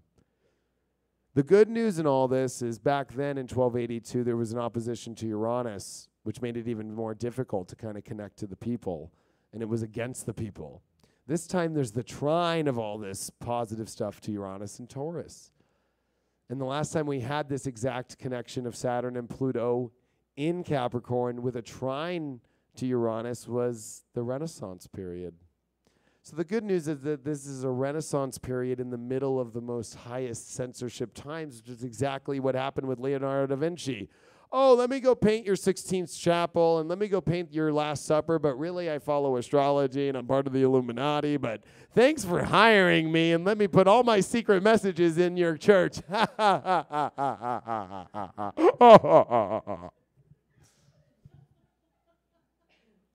That is what is coming. Is all of us need to know astrology, because the future is going to be a Renaissance period in the middle. And you know what? That's how the universe works, right? Ultimate contamination and destruction of your true ability to express yourself fully and give yourself that ability. Well, the opposite of that means full Renaissance, right? But I bet you the numbers of the people in the Renaissance were 19% to 80% again, right? How much work really came out of the Renaissance? It's only like a handful of names that you kind of go, oh yeah, no yeah. What about all those other millions of people that are alive there and just chose to kind of sit in the background and go, let me just watch? And back then it wasn't kind of like every day there was like a new picture coming out and it was on TV. It was like, holy shit, 12 years later, wow, look at that painting! All for one moment to see through it, Now we're in a Renaissance period where it's going to be all over the place. And it really will be those that choose to pick their path, pick who they are, and not live in doubt about the truth. If you're into astrology at all, and when you get Saturn and Pluto and Jupiter, and this hasn't happened since the 1200s, and this is extreme in the sign of Capricorn, I mean, you would just be in denial if you don't think that there's a big higher force, and with Pluto there, a hidden force that's trying to control your life right now, all while Neptune's in Pisces trying to subliminally do it into your head. Through these networks, through all this shit, through your social media, through your television, through your radio ads. They're dropping it in you all the time without you even realizing it. And all to separate you so that you don't come together. The truth is that the real date for the age of Aquarius isn't until the 2100s and until the 2150. That's like the actual date when you look up on 0 degree Aries in Western on March 20th and you look up at the precession and it'll be like, oh, it's really Aquarius. Because we're at the 23 degree precession of the equinox right now. So when you look up at the sky on your Google Sky Map, right, and you're looking up at Pluto, and then you're telling people, oh, the Leo King says Pluto's in Capricorn. It's kind of like, no, it says it's in Sag. Well, that's because the precession of the equinox, there's a 23 degree slippage in our way that not only in how we understand the ecliptic and the ecliptic path, but the actual constellations are moving at a different rate. So the planets are not exactly, when Uranus is in Taurus, Uranus ain't in Taurus if you look at the background. Uranus is in Taurus based off the understanding of the sun's ecliptic path and how you do tropical astrology through its path through the Tropic of Cancer to the Tropic of Capricorn, and throwing the position of the planets based off the sun. The sun is the all-powerful one in Western astrology. But that precession doesn't get exact till the 2100s. That's when, we're flying to Mars and getting a tan and, Total Recall, inject me and throw me in this crazy story and pick the sleazy bitch, please. Thank you. Do you guys remember the original one with when Arnold Schwarzenegger, Total Recall? When he gets in, it's like, pick your woman. He's like, sleazy. Which I believe, and this is another part of the future of astrology, all this Aquarius stuff, and if you're into virtual reality at all, I don't know if any of you guys have actually done real virtual reality yet. When you do virtual reality, it blows your mind fucking for the first time because you're literally like, whoa, I'm literally in another world. Like, virtual reality is not like, oh, it looks like a computer. Like, no, you're literally like, your mind takes about 20 minutes to go, what the fuck is going on here? Right? Because you're trying to go, this is so real, and I'm picking up objects, and I'm walking around, and I'm painting this, and I'm underneath it. And then eventually, after the little birds in the background, you're like, oh, man, oh, what the fuck? On the beach, and the waves are crashing, and oh, man, like your body and your mind start going, whoa. And then when you take it off and you come back to reality, and you're just in a simple, basic room, and you're like, whoa. The thing about the Aquarian stuff that's coming is, what if we all start to create this new virtual world that we get told that, this is a safer place for us to go. This is where we should be. And what if we all end up in, rooms like this with a headset on and live the rest of our journeys in another world one day? I think that kind of trips me out because if you watch the movie The Matrix, which, by the way, that crew that does The Matrix, they not only do V is for Vendetta, they also do Jupiter Ascending. If you don't know their work and you haven't watched their movies, those guys get all this. This stuff is really going down. That what if we realize in this Aquarian realm, or maybe the other ancients, because now we'll mix in the ages of moving into the age of Aquarius. Every time we move into a new age, every couple thousand years, what happens to these civilizations? They just pop up and they're gone, and what the fuck happened? There's no trace of them except a couple things, but where's all the people? Where's all the bodies? Where's all the shit? There's just a couple mummies. That's about it.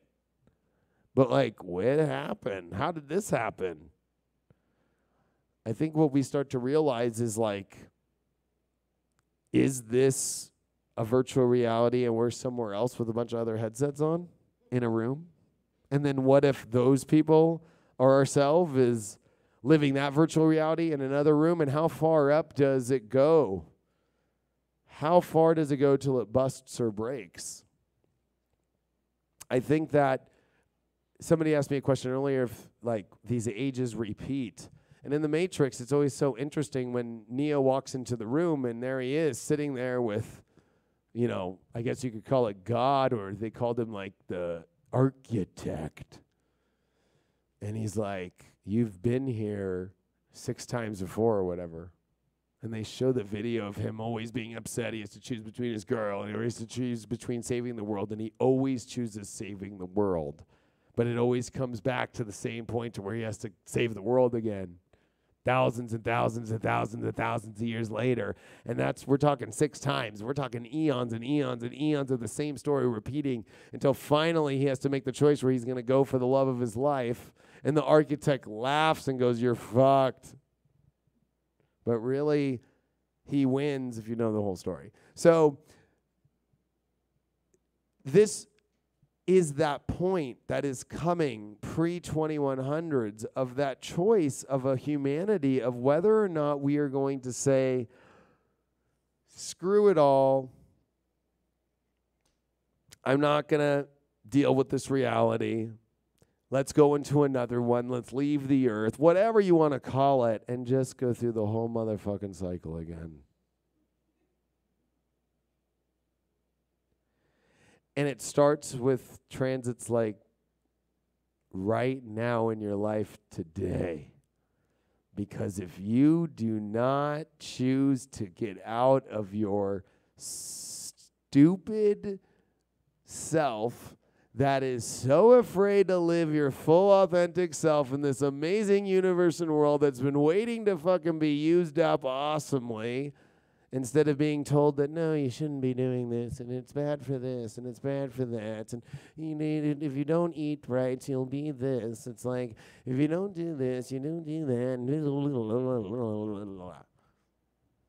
You know, we're still living on Neptune and Virgo ideas, which the last time Neptune and Virgo was on the opposite side of this, which was coming into the 1900s when medicines were coming out. They were trying things like, yeah, snort a little cocaine. It will do good for you. Put some Coke in your Coca-Cola. It'll be great. You got to remember that on the opposite side of Neptune and Pisces, we start to like freak out about everything and go, oh my God, so, okay, your blood pressure's this. You need to take this medicine and this medicine. When really Neptune and Pisces is trying to teach you like, relax. Go with the flow of wherever your life is and follow your soul. Follow your soul. If you want to eat meat, that's what you got to do. If you want to smoke cigarettes, that's what you're going to do. Neptune and Pisces is trying to teach you that there is no way to be with your soul. Why do you think Neptune is at detriment in Pisces? Because the soul cannot be contained in, well, if I eat 20 milligrams of this thing and I eat this many cherries a day and then I drink a green juice in the morning, it will all work out perfect and I'll be fine. I don't know how many times I've heard of stories of a million people who are runners who are like, man, I got lung cancer and I never smoked a day in my life and I played it safe and I did everything and fucking I got fucked. Neptune and Pisces teaches you that there is no perfect way to be. Because Neptune in Virgo is not happy. Neptune in Virgo is like, I can't be my soul. You're telling me what to do, fucking Virgo? God damn it. Critical. I'm not putting down Virgos. I'm just saying, like, telling me that it needs to be this exact way. No, I can't have this because it's not good for me on there. And the garbanzo beans are not made in fucking this state. They have to be from this state. If they're not from this state, I can't eat it. And that's the scariest part of all spirituality right now, because the spiritual community is actually, and I've said this many times before, and many of you guys are going to hear it again, is the spiritual community is the new Christianity of how you have to live. Oh, if you didn't do yoga this week, you're fucking not spiritual. It's like, okay. I don't know. What's the difference? Like, what did you do this week? Like, come on. Like, I just followed my soul. Like, what did you do? Well, I did yoga. Okay, well, why? Well, because I have to. It's like, it's like Neptune and Pisces is like your soul expression. It's just like music. The best thing that I ever heard in my life was this man. He created he created a lot of the dance music in the 80s. What's his name? Anyways, Gian Mordor. He's from Germany. He was the synthesizer master. And in the 80s, basically, was the synthesized, time, right? Of when we had dance music. We had synthesized music, right? And everybody was like, oh, my God, that's not classical. Oh, my God. This isn't guitars, and this isn't drums. This isn't pianos. Like, this is an electronic machine called a Moog making music. And why do you think Michael Jackson and all this pop music came out? The truth is like, when you think about music, when you go off the beaten path is when you really create new vibrations and new things. When you stick to a classical form, sure, it's beautiful when it's in unison, especially at an orchestra, right? But what happens to when, somebody decides to go their own way, or maybe, create their own different beat or rhythm? Then we wouldn't have all these different genres of music and expressions of self that we all listen to. Like, not everybody's going to want to listen to classical. Not everybody's going to listen to rap. Not everybody's going to not want to listen to, rock. Not everybody's going to like house music. I'm a house DJ. You know how many people frown upon it? Like, oh my God, like that's house music. Like, that's not music. Or I don't know, that's like from the devil or something. It's the same way of looking at astrology. Like, oh, that's the devil or something.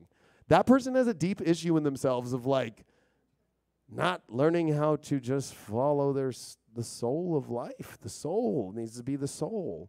And we're in a spiritual community and an intellectual community, because what happens is intellect takes over. And Neptune and Pisces tries to tell you, because the opposite of Neptune and Pisces, Neptune and Virgo, is that your intellect for your soul is actually not ever going to figure it out, ever.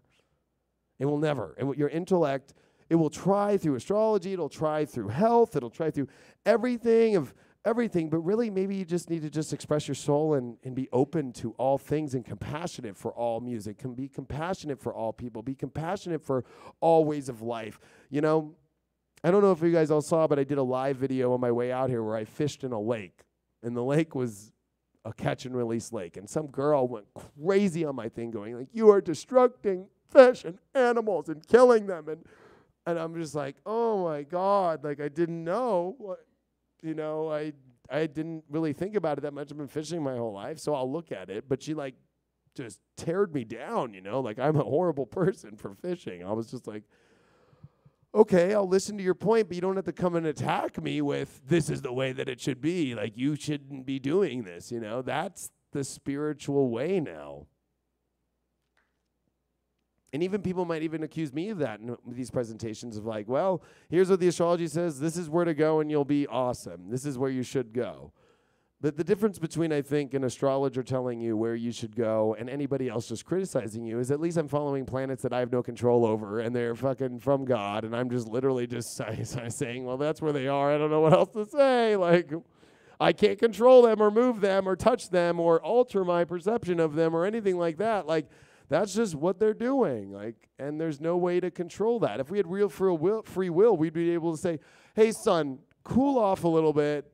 And why don't you just stay up at noon for like 2 more hours so I can enjoy this pool party a little bit more? There's these really hot chicks over here, and they're taking off their clothes. Please keep it sunny.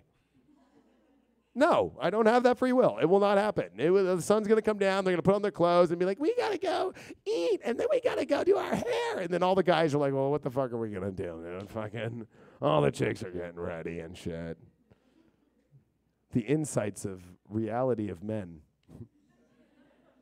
That's what we do when you ladies are out there, like, oh, the sun's down, we got to get ready, we're going to dinner, oh my God, what am I going to wear? Da-da-da. All the guys are like, fucking, oh, what do you guys want to do? We regret, we actually don't look forward to those moments. We're like, man, just keep the sun going and keep them in the bikinis and keep everyone happy, and no. So there is no such thing really as true free will, or else you'd be able to stop that. So, before we cut to a break where I do a question and answer, I want to say that the future of astrology is through this really gnarly passage into breaking through a control system on ourselves that are inhibiting us from living our true and honest potential of true self based off of society, subconscious-based, and hypnotic, vibration that's trying to entrance you to not live in your greatest good. And a spiritual community that is actually trying to make you feel like shit because you don't do or eat or be a certain way,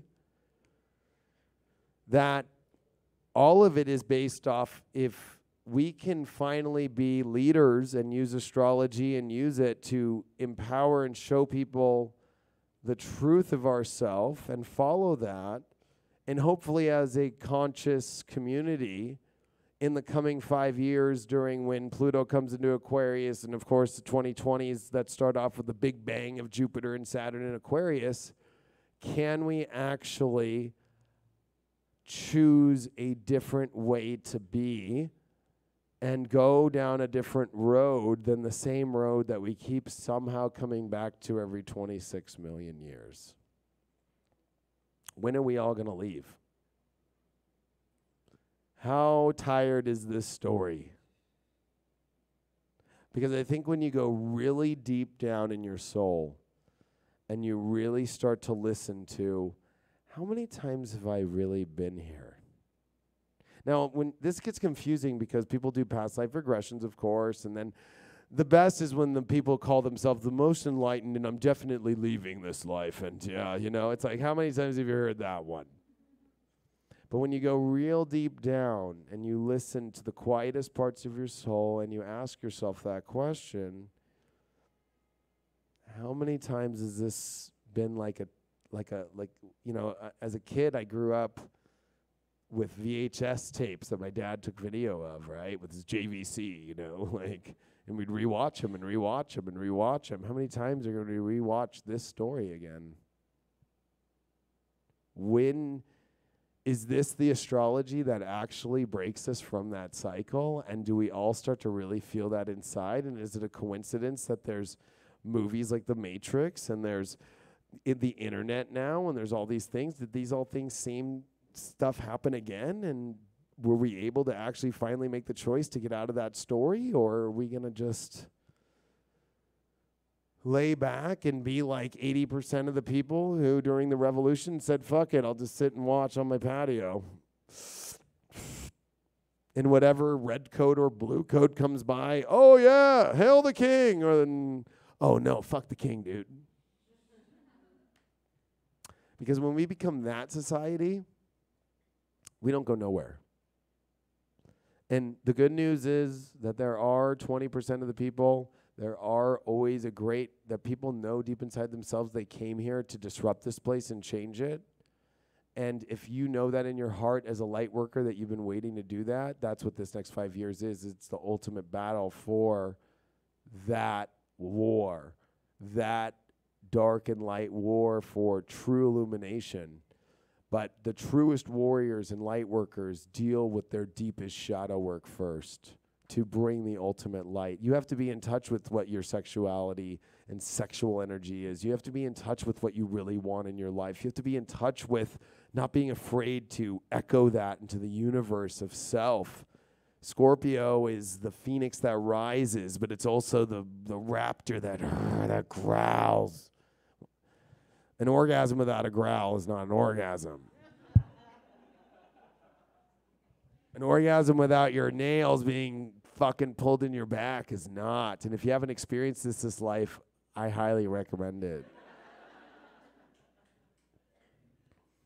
And that's the issue, is it really comes down to this most basic sense of, why do you think an orgasm in French is called the little death? It's because at the end of the day, we reach a moment where we are so connected and reach a peak of desire and a peak of knowing our true feeling and self, where we don't think about, you know, do I look weird in this position right now as I'm doing it?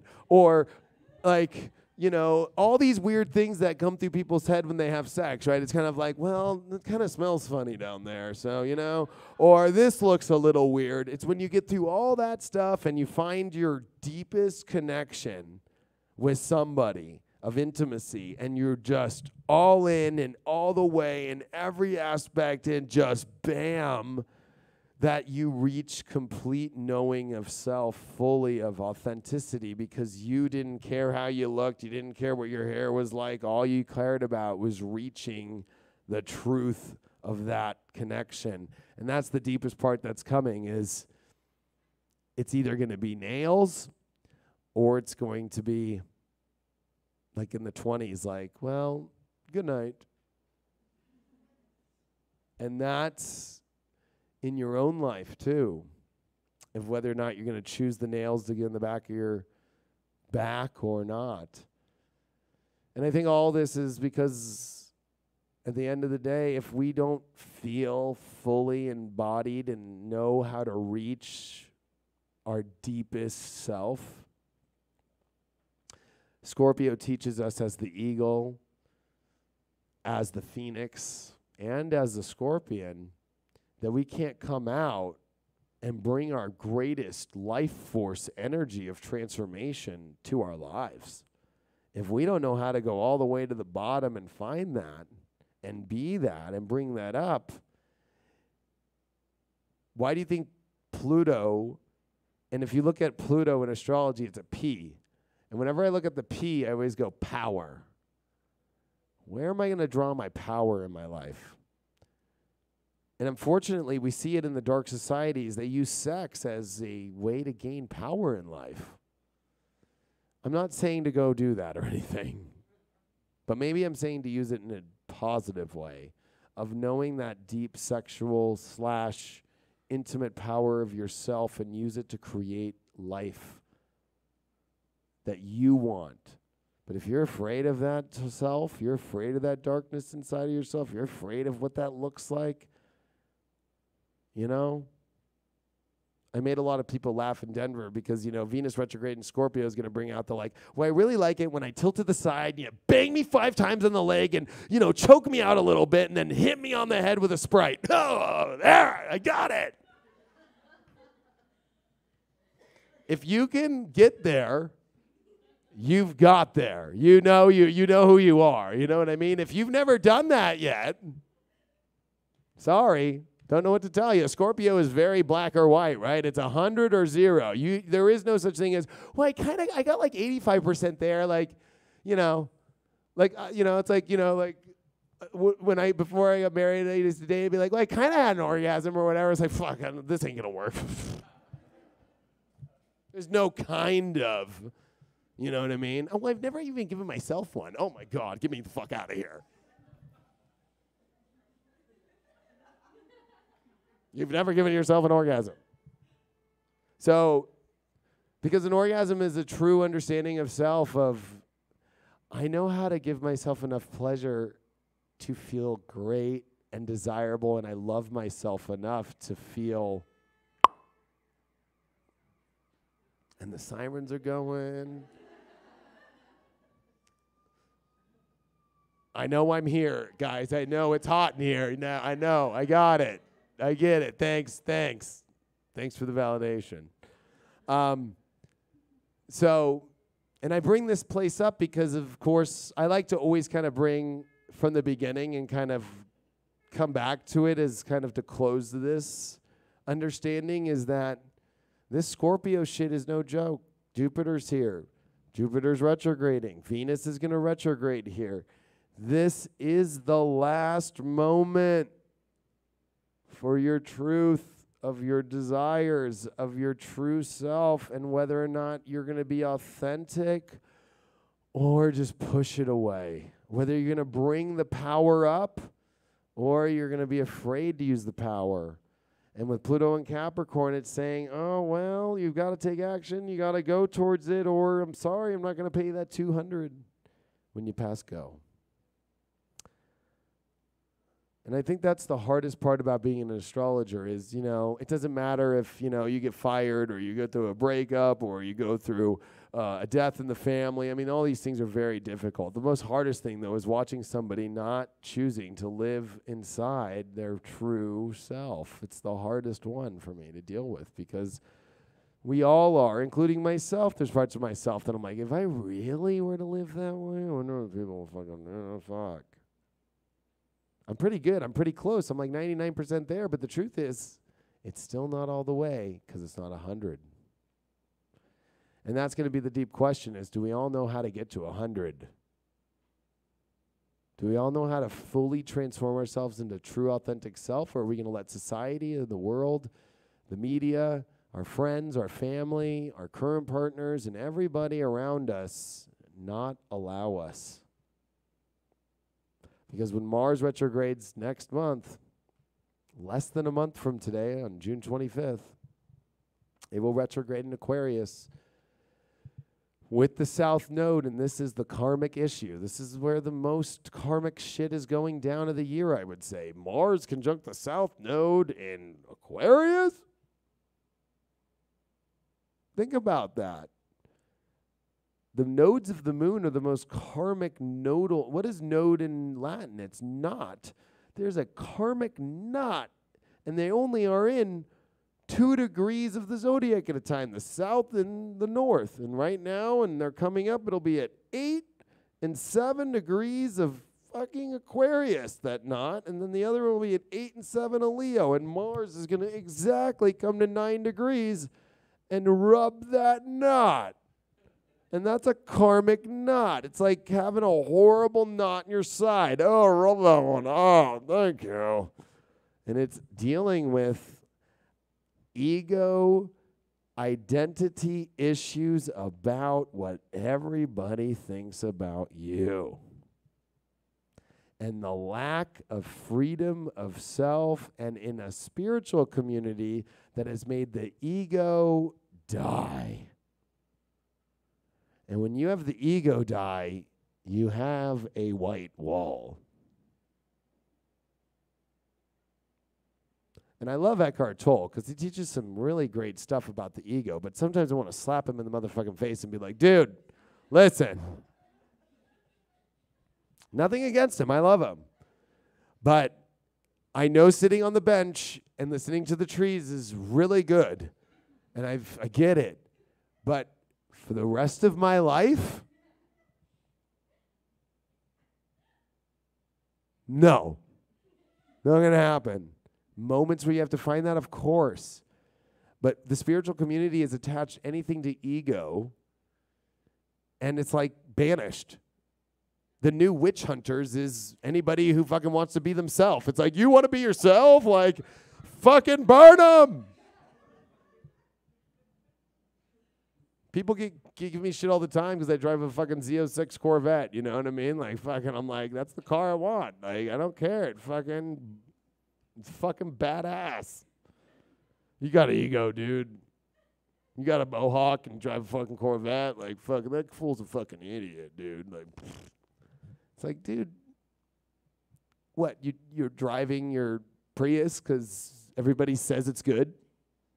Unless you really love the Prius. That's the question inside that you need to ask yourself is, do you really love the Prius, or are you just doing it because you're thinking it's making a contribution to the world instead of really following your own way, which is the greatest contribution in the world? These are the things that are being warped in our minds incorrectly by a power that is using it to control you, with no evidence at all to really if whether it is or not based upon what's coming through the tube of what's happening. There's this awesome guy named Suspicious Observers. I don't know if any of you guys follow him on YouTube. He's the solar flare guy, and every day he does a solar flare report on how the sun's solar flares and the sunspots are affecting Earth. And he's also created the most accurate earthquake prediction aspect on YouTube in the world and now app, because he follows the solar flares, and when solar flares or a big one hit, he can predict and where the solar flare is hitting and how massive the flare it is, if it's a C class, an M class, whatever. He's able to tell and know where everything's at, and he can call out the region and literally be like, there's going to be an earthquake within this 24 hours in this area, and this guy is like 90% on every time. And with Suspicious Observers, the craziest thing that he's done is earth temperatures. And what blows me away is with this resetting of ages, it always is ice ages that come. And we're being told it's getting hotter, but he has done more research than anybody. And you guys can go watch him, and all the reports come out saying it's getting cooler. And I know, like, on a day today, it's not a good day to use. And I'm not saying I know this or not. I'm just saying it's kind of an interesting thing that anything that's coming out of the boob tube right now is saying one thing, and everything else on YouTube is saying another. And which side are you going to really start to pick? And it's an intellectual question, too, because there's the establishment communities, whether they're in astrology. I'm at the United Astrology Conference. They did not want me to go, put it that way. Just because I went against them and said, these are older organizations, they need to be redone. But same thing goes for people who have evidence of things that the mainstream doesn't want you to hear. I'll be very honest right now because I'm in a private setting and we're not live streaming this. I'm sure some of you guys may watch my YouTube. I go on television shows like E-Television, BET, all that stuff, right? So I went on BET, and they were like, we want you to do all these celebrities and do their charts and basically tell them if they're good compatibility or not. I'm like, great. There's a condition, though. I'm like, what's the condition? Well, there are all these stars, Will Smith, Jada Pinkett, Beyonce, Jay-Z and all them. They're all BET artists. So, you know, be real, but, like, don't, like, be real. I'm like, what do you mean? Well, like, we can't do anything that's going to make them not want to come on the network and lose our contract with them. I'm like, okay. So this is 2014. Actually, yeah, this is 2014. So I go on the show, and it comes up to Jay-Z and Beyonce. And I'm like, oh, shit, fucking Saturn's coming into Sag, you know. And I got to feel, you know, I look at Jay-Z's Sagittarius, and she's a Virgo. And I basically go, yeah, this relationship's going to go through some fucking hell in 2015. Right? Because they had done the charts and stuff. And so basically they were like, well, let's try and rephrase that to like, they're going to have some tough times, but we wish them the best. I'm like, okay, all right. So they don't let me like go into the actual like truth. And it's so funny in 2015, he comes out with like a fucking album saying, I'm sorry, I fucking cheated on you, bitch, or whatever. Right? And it's like, as somebody in the media, you are not getting, everything is filtered like through crazy amounts of emails and levels to the highest of the people. So when I did those charts, it was like, okay, write out paragraphs for each one of what you're going to say. And this is like 2 nights before I'm going on the show. I'm like, fuck, I don't do that. I'm off the cuff. So I write the whole paragraphs.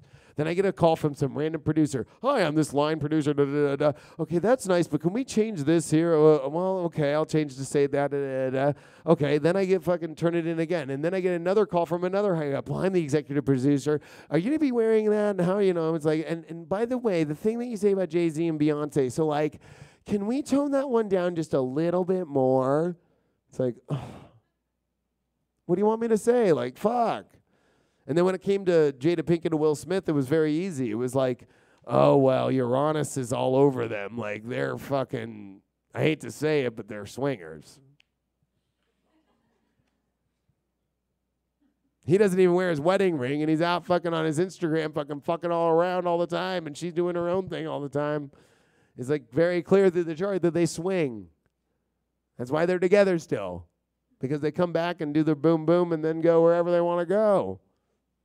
Of course, I wasn't allowed to say that on TV, so it was more like they're a free and easygoing couple that just knows how to experience life and have this freedom, and the freedom is great.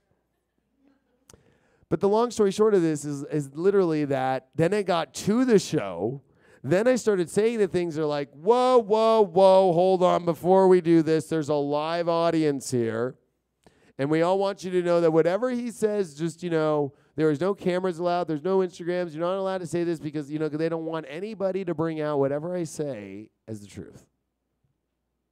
So everything that you're watching on TV is completely filtered, including CNN and Anderson Cooper, all the way to fucking, who's his opposition on Fox News? You know, Hannity, right? Everything is gone through step by step by step. Why do you think these guys do a show for 1 hour? Like, they spend 7 hours each day about one little story and how it's got to be said, and whatever the network and whatever the higher producers want it to come out to say. So, and you know, it's funny if you watch a bunch of YouTube videos right now, and censorship's a big deal because that's actually what the future of astrology is censorship. I believe that astrology and a lot of and you know, nobody believed me when I said Trump was going to win. Nobody did. Everybody fucking did not. And I'm like, sorry, Trump's going to win. Trump's going to win. And he won. I'm just using astrology. Everybody doesn't believe me when I'm going to say that censorship to astrology is coming again. Everybody thinks it's going to go quite opposite. But you watch, the second it starts getting big, the second it starts getting out of hand, it's going to come down as fake news based off these transits coming up. So that's why I built my own, I told some lady today, Noah's Ark, Future Life, the app, because nobody can censor me. Now, truly, Apple could censor me, but not futurelife.tv. I could just, I can always say whatever I want on there. So that's the thing is the truth is going to be more censored than ever with all this stuff that's coming up. And it's time to use the astrology to go, how am I going to navigate this? And that all starts with everything I said about following yourself and being that authentic self. Because if you choose that easy route, and unfortunately, Capricorn is always the hardest route, right? But it's easier because it gives you the greatest thing. Like, there's nothing better than going a whole season as a racer like I am and winning the series. Like every first place trophy is cool, but the one that says, like, I won the whole fucking year, bitch, right? That one feels good. And even though it's a hard road and there's a lot of learning and there's a lot of crashes and there's a lot of weird stuff, there's nothing better than doing that, you did your greatest for life. And what's the point of even experiencing this, whether it's a life or a virtual reality, whatever the fuck? Like, it means while you're here, you might as well go all the way.